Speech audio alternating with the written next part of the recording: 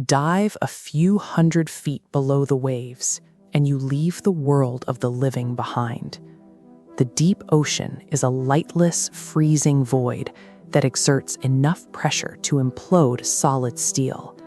It is an environment incompatible with human biology.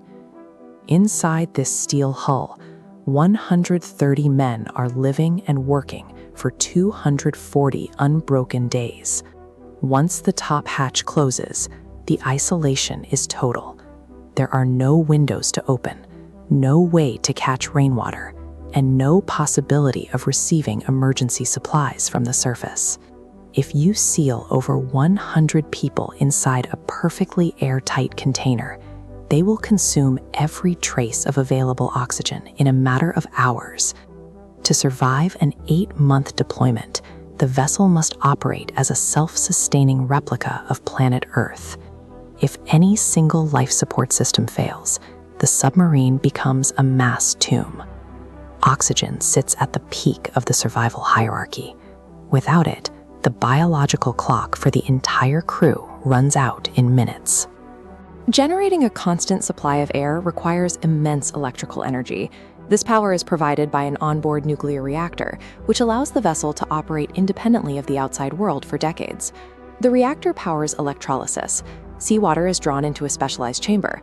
An electrical current strikes the H2O, ripping oxygen atoms away from the hydrogen. The hydrogen is vented to the sea, while pure oxygen pumps into the ventilation system. But creating air is only half of the challenge. As 130 men breathe, they exhale carbon dioxide, creating a toxic buildup within the sealed hull. Chemical scrubbers constantly filter the recycled air. These units physically trap the CO2 molecules, ensuring the crew doesn't suffocate on their own breath. These mechanical systems function as an artificial set of lungs, severing the crew's biological reliance on the atmosphere above.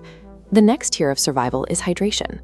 The crew is surrounded by millions of gallons of water, yet it is corrosive, undrinkable salt water. The submarine uses high-pressure filtration, known as reverse osmosis, to strip the salt from the seawater. This provides a constant supply of pure water for drinking, cooking, and hygiene. While the ship can synthesize air and filter water, it cannot produce the thousands of calories needed to fuel a crew every day. Feeding 130 men for 240 days creates a massive logistical puzzle. Every available inch of the ship is used for food storage, from specialized lockers to the voids between machinery. The spatial constraints are so extreme that at the start of a patrol, the crew often walks on floors made of stacked food cans, eating their meals in a mess deck where there is barely room to move. The reactor and life support systems can run indefinitely, but the true duration of any mission is strictly limited by the capacity of the ship's pantry. Beyond physical needs is the mental weight of isolation. Facing 8 months with no sunlight and no fresh air takes a significant psychological toll.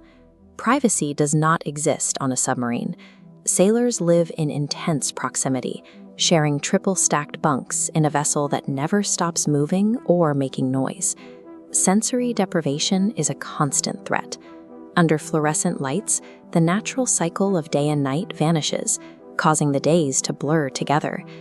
To prevent mental collapse, the Navy enforces a rigid 18-hour rotational shift, 6 hours on watch, 6 hours for maintenance, and 6 hours for sleep, dictating every moment of the sailor's life.